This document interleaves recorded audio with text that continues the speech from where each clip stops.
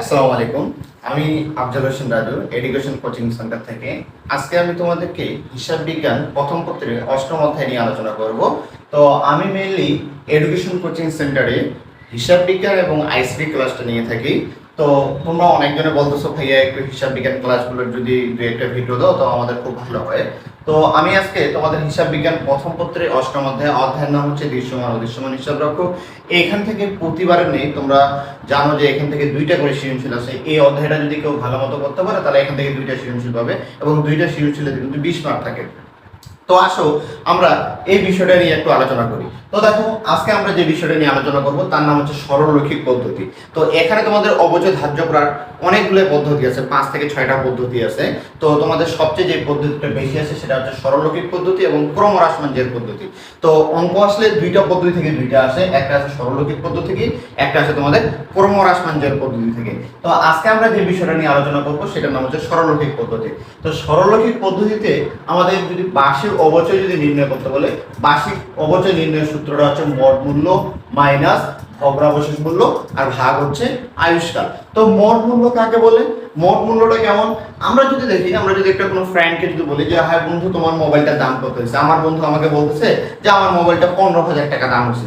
কিন্তু আমার বন্ধু বলে না যে আমি 15,000 টাকা দাম, আমি বাসা থেকে দিনাজপুর শহরে যাই, আমি মোবাইল দেখেছি, আমার যাতায়াত ভাড়া লাগছে, যাওয়ার সময় ভাড়া লাগছে 100 টাকা, আসার সময় ভাড়া লাগছে 100 টাকা, আমার মোবাইলে আমি গরিলা লাগাইছি, কভার লাগাইছি, এইগুলোতে আমার আনুষ্ঠানিক দেখা যাচ্ছে টোটাল আমার 500 টাকা খরচ হয়ে গেছে।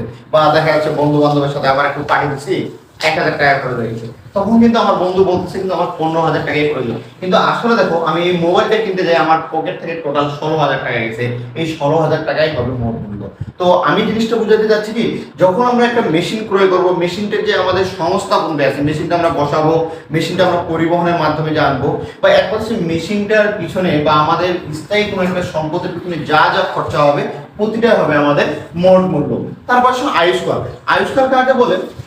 প্রতিটা জিনিসের কিন্তু একটা জীবনকাল থাকে। জীবনকাল দেখা যাচ্ছে একটা মেশিন 5 বছর যাইতে পারে, 10 বছর যাইতে পারে, এইভাবে কিন্তু থাকে। এটা কিন্তু অঙ্কের মধ্যে তোমাদের বলে দেওয়া থাকবে যে তার আয়ুষ্কাল কত। তার পাশে ভগ্নাবশেষ মূল্য। ভগ্নাবশেষ মূল্যটা কেমন? যে একটা জিনিসের আয়ুষ্কাল শেষ করার পর যে মূল্যটা পাওয়া যাবে তার নাম হচ্ছে ভগ্নাবশেষ মূল্য। ভগ্নাবশেষ মূল্যটা আরেকটু ক্লিয়ার করে দিই। মনে করো যে আমি একটা চেয়ার কিনছি, আমি একটা চেয়ার, মনে করো আমি 500 টাকা দিয়ে একটা চেয়ার কিনছি। এই চেয়ারটা দেখা যাচ্ছে আমার 5 বছর যাবে। তো 5 বছর যাওয়ার পর দেখা যাচ্ছে চেয়ারটা আমার ঘুম ধরে একবার চেয়ারটা নষ্ট। এটাকে যদি আমি একটা কোনো একটা চায়ের দোকানওয়ালাকে দিই যে মামা তুমি আমার এই চেয়ারটা নাও, তুমি, দেখা যাচ্ছে ওই মামা আমাকে হয়তো বলতে পারে মামা আপনি 2টা চা খেয়ে যান, মানে 10 টাকাও আমাকে ফেরত দিতে যাচ্ছে। এটা হচ্ছে তার ভাবনা। এক কথায় আয়ুষ্কাল শেষ হওয়ার পরও যে মূল্যটা পাওয়া যাবে তার নাম হচ্ছে ভগ্নাবশেষ মূল্য। তো আরেকটা জিনিস এখান থেকে তোমাদেরকে বলি, তোমরা যারা সায়েন্স থেকে আসছো বা মানবিক শাখা থেকে যারা কমার্সে আসো, তারা একটা জিনিস কি করো, তোমাদের কিন্তু একটা মেইনলি খুব জাবেদা নিয়ে কিন্তু খুব সমস্যা, যে জাবেদা হইয়া এত কঠিন, জাবেদা পারতেছি না, কি করব। তো এই অধ্যায়ে তোমাদের খুব মজার বিষয়, এই অধ্যায়ে মাত্র 3টে জাবেদা তোমরা যদি মনে রাখতে পারো তাহলে দেখা যাচ্ছে সব অঙ্ক তোমরা পারবা। এই 3টে জাবেদার বাইরে আর একটা কোনো জাবেদা নেই। 1 নাম্বার জাবেদা হবে জানুয়ারি মাসের 1 তারিখে। এটা আমরা জানুয়ারি কি অঙ্কের উপর ডিপেন্ড করে, যদি অঙ্কটা আমার 2020 সালের হয় তাহলে এখানে লিখবো 2020 জানুয়ারি, যদি অঙ্কটা আমার 22 সালের হয় তাহলে মেশিনটা সবসময় জানুয়ারি মাসেই কিনা থাকে। প্রথম জাবেদার হবে মেশিন হিসাব ডেবিট, নগদান হিসাব ক্রেডিট। দ্বিতীয় জাবেদা হবে অবচয় হিসাব ডেবিট, পুঞ্জীবিত অবচয় ক্রেডিট। তারপরটা হবে আয় বিবরণী আর অবচয় হিসাব। টোটাল এই 3টে জাবেদাই তোমাদের, এই 3টে জাবেদার বহির্ভূত আর কোনো জাবেদা নাই, ঠিক আছে? তো এখন আসো, তো আমি কি লিখছি এখানে, বার্ষিক অবচয়টা আমরা বাইর করবো কিভাবে? মোট মূল্য মাইনাস ভগ্নাবশেষ মূল্য ভাগ হচ্ছে আয়ুষ্কাল এবং জাবেদা হচ্ছে এই 3টে। তো আজকে আমি তোমাদের যারা হিসাব বিজ্ঞান বই, আমি কিন্তু স্পেশালি ভাবে আমার এডুকেশন কোচিং এ আমি কিন্তু সাজেস্ট করে থাকি যে দীপক কুমার নাথের বইটা, এটা আমাকে স্পেশাল ভাবে খুব ভালো লাগে এবং এই বইটাতে আমি অঙ্ক করাইতে একটু কমফোর্টেবল মনে করি। তো আজকে আমি ওই বইটা থেকেই তোমাদের অঙ্ক করাবো। অঙ্কের নাম হচ্ছে তোহা ট্রেডার্স। এখানে লেখা আছে তোহা ট্রেডার্স 2015 সালে 1 জানুয়ারি তারিখে 4 লক্ষ টাকায় একটি যন্ত্র ক্রয় করেন। যন্ত্রটির আয়ুষ্কাল হচ্ছে 10 বছর। আয়ুষ্কাল শেষে যন্ত্রটির ভগ্নাবশেষ মূল্য 40,000 টাকা এবং 31/12/2019 তারিখে তোহা উক্ত যন্ত্রটি এত টাকায় বিক্রি করে দেন। প্রতিষ্ঠানটি প্রতি বছর 31শে ডিসেম্বর বার্ষিক অবচয় হিসাব সমাপ্ত করে। ক নম্বর বলছে সরলরৈখিক পদ্ধতিতে অবচয়ের পরিমাণ নির্ণয় করো। তাহলে সরলরৈখিক পদ্ধতিতে যেহেতু আমাকে অবচয়ের পরিমাণ নির্ণয় করতে বলছে, তাহলে আমরা কি জানি মোট মূল্য, তা আমাদের এখানে তো দেওয়া আছে মেশিনটির পিছনে, আর আমরা আনুষ্ঠানিক কোনো খরচ করি নাই। মোট মূল্য কত টাকা? মেশিনটির এখানে আছে আমাদের মোট মূল্য হচ্ছে 4 লক্ষ টাকা। তো আমরা এখানে বসাইলাম মেশিনটির মোট মূল্য হচ্ছে আমার 4 লক্ষ টাকা। ঠিক আছে, মেশিনটির মোট মূল্য হচ্ছে 4 লক্ষ টাকা মাইনাস ভগ্নাবশেষ মূল্য দেওয়া আছে। আয়ুষ্কাল শেষে মেশিনটির ভগ্নাবশেষ মূল্য থাকবে আমার 40,000 টাকা। 40,000 টাকা ভাগ হচ্ছে আয়ুষ্কাল। আয়ুষ্কাল হচ্ছে আমার 10 বছর। মেশিনটি আনুমানিক আমার চলবে 10 বছর। তাহলে আমরা কি করবো? 4 লক্ষ থেকে যদি 40,000 বাদ দেই হয় 3,60,000। 3,60,000 কে যদি আমরা 10 দ্বারা ভাগ করি তাহলে বাইরে হবে আমাদের 36,000 টাকা। এই 36,000 টাকা হচ্ছে আমাদের বার্ষিক অবচয়। এই 36,000 টাকা হচ্ছে আমার বার্ষিক অবচয়। তোমরা যারা অনেকজনে যারা এই টাকাটা বসাইতে পারো না, কিভাবে করবা? দেখো, খুব মজার বিষয় হচ্ছে যে এক নম্বর হচ্ছে কি আমাদের মেশিন হিসাব। আমরা টোটাল মেশিনটা যে জাবেদাতে আমরা টাকাগুলো বসাবো, আমরা দেখো মেশিন হিসাব, আমরা মেশিনটা কত টাকা দিয়ে কিনছি? 4 লক্ষ টাকা দিয়ে আমরা মেশিনটা কিনছি। তাহলে এখানে আমরা ডিরেক্টলি 4 লক্ষ টাকায় বসাই দিব। আচ্ছা, তাহলে ক্রেডিটও আমাদের 4 লক্ষ টাকা, ডেবিটও দেওয়া হবে, ক্রেডিটও দেওয়া হবে। তোমরা জানো যে হিসাব বিজ্ঞান হচ্ছে দুই তরফা দাখিলা পদ্ধতি, ডেবিটও দেওয়া হবে, ক্রেডিটও দেওয়া হবে। তাহলে মেশিনটার যেটা মোট মূল্য বাইর হবে সেটাই হবে আমাদের মেশিনের। তারপর দেখো অবচয় এবং পুঞ্জীবিত অবচয়, আমরা বার্ষিক অবচয় কত বাইর করছি? 36,000 টাকা না? এই 36,000 টাকায় হবে আমাদের অবচয় এবং পুঞ্জীবিত অবচয়। এই টাকাটা দেখো, এই অবচয় কিন্তু পরিপূরক জাবেদা হচ্ছে এটা। তার মানে এই 36,000 টাকা দুইটাতেই হবে। এখানেও যদি হয় আমাদের 36,000 টাকা, এখানেও হবে আমাদের 36,000 টাকা। তাহলে এটা তো হবে আমাদের 36,000 টাকা, আবার এটা তো হবে আমাদের 36,000 টাকা। অঙ্কটা যেহেতু আমাদের 2015, তার জন্য এখানে লিখে দিব আমরা 2015। তাহলে 2015 জানুয়ারি মাসের হচ্ছে জাবেদা হচ্ছে মেশিন হিসাব আর নগদান হিসাব, ডিসেম্বরে হচ্ছে অবচয় আর পুঞ্জীবিত অবচয়, আর 31 হচ্ছে আয় বিবরণী আর অবচয়। তো এখন আসো, আমাদের এই অঙ্কের মাঝে কিন্তু বলছে 2015 এবং 2016 সালের অবচয়। তাহলে তো আমি 2015 সালের অবচয় করলাম, আমি তো আর 2016 সালের অবচয় করিনি। যদি আমাদেরকে পরের বছর যে কোনো বছরে যদি 2015 কোনো 2016, 17 আরো যদি আমাদের 4 বছরের জাবেদা করতে বলতো কোনো সমস্যা নেই। যখন আমাদেরকে 2টা বছরের জাবেদা করতে বলবে তখন শুধুমাত্র এই যে অবচয় এবং পুঞ্জীবিত অবচয় আছে না, এই দুটো জাবেদা এখানে কপি হবে, হুবহু এই দুটো জাবেদা এখানে কপি হবে। তাহলে আমাদের 2016 সাল, তাহলে এখানে লিখবো আমরা 2016 ডিসেম্বর 31। তো এই জাবেদাটাই আবার এখানে হবে অবচয় হিসাব, অবচয় হিসাব, পুঞ্জীবিত অবচয় হিসাব,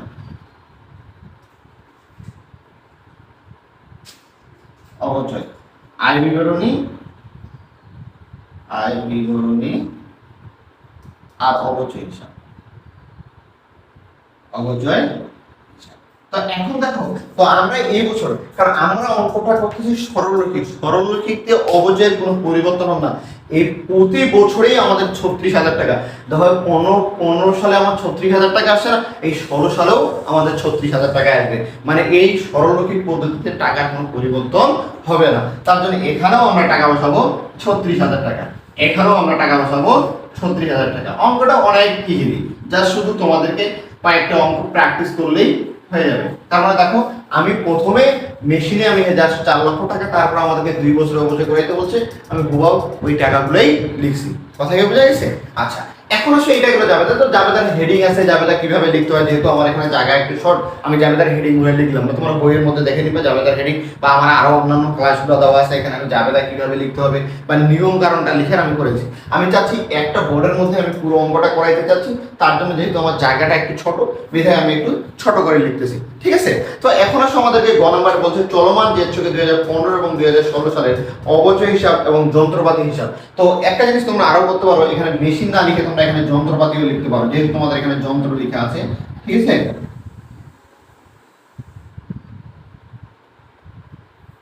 যন্ত্রপাতি।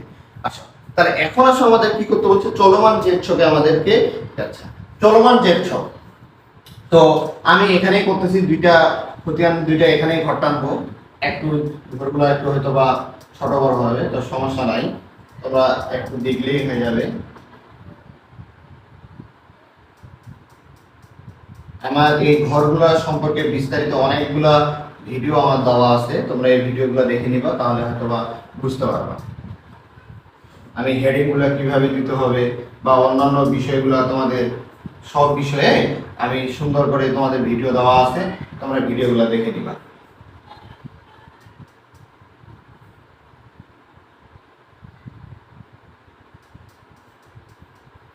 তো তোমরা তো জানো এটা হচ্ছে তারিখ, এটা হচ্ছে তোমাদের বিবরণ, খতিয়ান পৃষ্ঠা, ডেবিট ক্রেডিট, যে ডেবিট ক্রেডিট। আমি ছোট করে লিখলাম, তোমরা বুঝে নিও। এটা তারিখ, বিবরণ, ডেবিট ক্রেডিট, যে ডেবিট ক্রেডিট। তো প্রথম আমাদেরকে কার খতিয়ান করতে বলছে?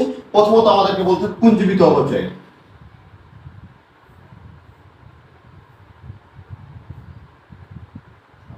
আচ্ছা, খতিয়ান তো তোমরা জানো যে খতিয়ানের বিষয়ে তোমাদের ফার্স্ট পেপারে রেওয়া মিলের পরে যে অধ্যায়টা ছিল, এখানে খতিয়ান সম্পর্কে আমার অনেকগুলো আলোচনা আছে, তোমরা একটু দেখে নিবা, তাহলে হয়তো বা খতিয়ান নিয়ে তোমাদের আর টেনশন থাকবে না। যেহেতু আমাদেরকে এখানে খতিয়ান করতে বলছে কার, 2015 সাল এবং 2016 সালের খতিয়ান করতে বলছে।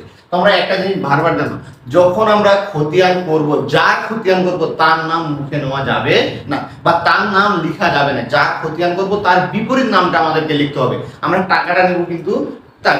তো এটা আমাদের এক ভাই বা আমাদের এক স্টুডেন্ট বলতেছিল যে স্যার এটাকে আপনি আর একটা সহজভাবে বলতে পারেন কি, যে যেমন মেয়েরা যেরকম স্বামীর নাম মুখে নিতে পারে না, এরকম আমরা করতে পারি যার খতিয়ান করব তার নাম মুখে নেব না, তার বিপরীত নামটা আমরা নেব, কিন্তু কার্যক্রমটা তারাই নেব। তো দেখো আমরা প্রথমত করতেছি পুঞ্জীবিত অবচয়। তাহলে দেখতে হবে 2015 সালে আমাদের পুঞ্জীবিত অবচয় কোথায় আছে, এই যে এখানে, এখানে আছে আমার পুঞ্জীবিত অবচয়। তাহলে দেখাচ্ছে এর পুঞ্জীবিত, তার বিপরীত নাম কি, তার বিপরীত নামটা লেখা আছে অবচয় হিসাব। তাহলে আমরা তার নামটা নিব তার বিপরীত। তাহলে 2015 ডিসেম্বর 31 পুঞ্জীবিত, তার বিপরীত নাম হচ্ছে অবচয় হিসাব। অবচয় হিসাব, তার বিপরীত নাম হচ্ছে আমার অবচয় হিসাব। তাহলে দেখো তার বিপরীত নাম যেহেতু অবচয় হিসাব, তাহলে আমি নামটা নেব তার বিপরীত, কিন্তু কার্যক্রম তার বিপরীত নেওয়া যাবে না। আমি নাম নিলাম তার বিপরীত অবচয়, কিন্তু পুঞ্জীবিত টাকাটা কোথায় ছিল, ক্রেডিট পাকে 36,000 টাকা। তখন আমরা টাকাটা বসাবো ক্রেডিট পাকে। এটা কিন্তু তোমাদের শতকরা 90% স্টুডেন্ট কিন্তু ভুল করো। আমি কি বললাম, আমি শুধু নামটা নিব তার ক্রেডিট পাকে। যেমন তোমাদেরকে একটা আমি উদাহরণ দিলাম না, যে স্বামীর নাম মুখে নেওয়া যাবে না। দেখা যাচ্ছে আমাদের কোচিং এর একজনকার নাম হচ্ছে স্বামী, তো ওর বাবা ওর মা কিভাবে ডাকতেছে, শামীমের বাবা একটু আসেন তো এদিকে, বা শামীমের বাবা এই কাজটা করেন তো। তার মানে শামীমের নাম নিচ্ছে, কিন্তু শামীম তো আর আসতেছে না, শামীমের বাপ আসতেছে। ঠিক তেমনি আমরা তার নামটা নিচ্ছি তার বিপরীত, মানে শামীমের বাবার নামটা মুখে নিচ্ছে না, শামীমের নামটা নিচ্ছে। ঠিক তেমনি আমরা এখানে শুধু পুঞ্জীবিত অবচয় যে বিপরীত নামটা, আমরা নামটা নিলাম তার অবচয় হিসাব, নামটা নিলাম তার বিপরীত, কিন্তু টাকাটা যে আমাদের ক্রেডিট পাকের টাকাটা নেবো, টাকাটা ছিল আমাদের ক্রেডিটে, এই যে পুঞ্জীবিত অবচয় টাকা ছিল ক্রেডিটে, তার জন্য আমি টাকা বসাইছি এখানেও ক্রেডিটে, এখানেও ক্রেডিটে। তাহলে দেখো 2015 সালে কিন্তু আর পুঞ্জীবিত অবচয় আমার নাই। আবার হচ্ছে 2016 সালে, 2016 সালে আবার আছে পুঞ্জীবিত অবচয় হিসাব। তাহলে এটা আছে আমার কোথায়, ডিসেম্বর 31-এ। তাহলে আবার এখানে লিখবো 2016 ডিসেম্বর 31, আবার হচ্ছে আমার অবচয় হিসাব, অবচয় হিসাব। আমি নামটা নিলাম তার বিপরীত, ক্রেডিটে টাকা আছে আমার 36,000 টাকা। তোমরা এর আগে জানো যে ক্রেডিট ক্রেডিট যোগ হয়, ডেবিট ডেবিট যেমন যোগ হয়, এবং ক্রেডিট ক্রেডিটও যোগ হয়। এই টাকাটাও আছে আমার ক্রেডিটে 36, এখানেও আছে আমার 36,000 টাকা। কথা কি বুঝেছে? তাহলে দুই পাশে যখন আমরা ক্রেডিট ক্রেডিটের টাকা থাকবে, তখন আমরা ক্রেডিটের টাকা আমাদের যোগ হবে। তো 36,000 আর 36,000 হচ্ছে আমাদের 72,000। তাহলে এখানে হচ্ছে আমার 72,000, তাহলে এটা আমার ক্লোজ। এই 72,000 টাকা দিয়ে আমাদের এখানে ক্লোজ। তারপরে আসো, এটা হচ্ছে আমাদের অবচয় হিসাবে। এটা কিন্তু অনেক মজার হিসাবে, এটা হচ্ছে আমাদের 2 নাম্বার। তো আসো এটা অবচয় হিসাব। তো এখন দেখো আমাদের অবচয় আছে কোথায়, অবচয় আছে এখানে, অবচয়টা আছে আমাদের এখানে, তার বিপরীত নামটা আমরা নেব, নামটা নেব তার বিপরীত, নাম নিলাম আমি পুঞ্জীবিত অবচয় হিসাব। তাহলে 2015 ডিসেম্বর 31, নাম নিলাম তার বিপরীত, পুঞ্জীবিত অবচয় হিসাব, জীবিত অবচয়। তো তার বিপরীত নাম নিলাম, কিন্তু টাকাটা আছে কোথায়, ডেবিটে। কত টাকা, 36। তাহলে এখানে বসালাম আমি 36,000 টাকা, এখানেও আমার 36,000 টাকা। নামটা নিব আমি তার কি, বিপরীত, কিন্তু কার্যক্রম আমি বিপরীত নিব না। তারপরে দেখো এই যে এখানে তোমাদের আবার আছে আয় অবচয় হিসাব, তার বিপরীত নাম কি, আয় বিপরীত। তাহলে 2000 আবার কিন্তু 2015 সালে 31 তারিখে এখানে আছে তোমার আয় বিবরণী। টাকাটা আছে কোন ভাগে? ক্রেডিট ভাগে। তো এখানে যদি আমি এখন ক্রেডিট ভাগে 36,000 টাকা বসে দিই, তাহলে দেখো তো টাকাটা একটা ছিল ডেবিট আর ক্রেডিট। ডেবিট আর ক্রেডিটের সবসময় কি হয়ে যায়? বিয়োগ হয়ে যায়। তার মানে টাকাটা এখানে হয়ে যাবে আমার নীল, মানে আর আমার কোনো কাছে টাকা থাকলো না। আচ্ছা, তারপর আসো 2016 সালে। আবার যদি 2016 সালে যেহেতু করতে বলছে, যে 2016 সালের ডিসেম্বর 31, এখানে আবার কি লিখবো আমরা? সেম একইভাবে পুঞ্জীবিত অবচয়, জীবিত অবচয় আর আয় বিবরণী। দেখো পুঞ্জীবিত অবচয় কেন লিখবো? এই যে দেখো, তার এখানে আছে অবচয়। অবচয় যেহেতু আমরা অবচয়ের খতিয়ান করতেছি, অবচয় তার বিপরীত নাম কি? পুঞ্জীবিত অবচয়। আমরা নামটা নিলাম তার বিপরীত। টাকাটা আছে অবচয় কোন ভাগে? ডেবিট ভাগে। তার জন্য আমি এখানে টাকাটা বসাইলাম ডেবিট ভাগে। তাহলে এখানে তারও আমাদের ডেবিট। কথা কি বুঝা গেছে? তারপরে আসো আবার আয় বিবরণী। এই যে এখানে আছে অবচয়, তার বিপরীত নাম আছে আয় বিবরণী। তার জন্য আমি কি করলাম? তার শুধু নামটা নিব আমি আয় বিবরণী, কিন্তু অবচয় টাকা আছে ক্রেডিট ভাগে। তার জন্য আমি এখানে টাকাটা বসিয়ে দিলাম আমি ক্রেডিট ভাগে। তো এখানে ফিগারটা হচ্ছে 0। তো এই হচ্ছে তোমাদের অঙ্ক। এইভাবে যদি তোমরা অঙ্কগুলো ডে বাই ডে করো, বা দেখা যাচ্ছে তোমাদের অনেকই সহজ। তো এবার দেখো তোমাদের রাজশাহী বোর্ড 2017 সালে যে প্রশ্নটা আসছিল, রাজশাহী বোর্ড 2017 সালে যে প্রশ্নটা আসছিল সেটা একটু লক্ষ্য করলে দেখতে পাবা। সৃষ্টি ট্রেডার্স 2016 সালে 1 জানুয়ারি তারিখে 2,20,000 টাকায় একটি মেশিন ক্রয় করেন এবং মেশিনটির আনুমানিক আয়ুষ্কাল হচ্ছে 10 বছর। আয়ুষ্কাল শেষে মেশিনটির ভগ্নাবশেষ মূল্য 20,000 টাকা। প্রতি বছর 31শে ডিসেম্বর কোম্পানি হিসাব বন্ধ করেন এবং স্থির কিস্তি পদ্ধতিতে অবচয় ধার্য করা হলো।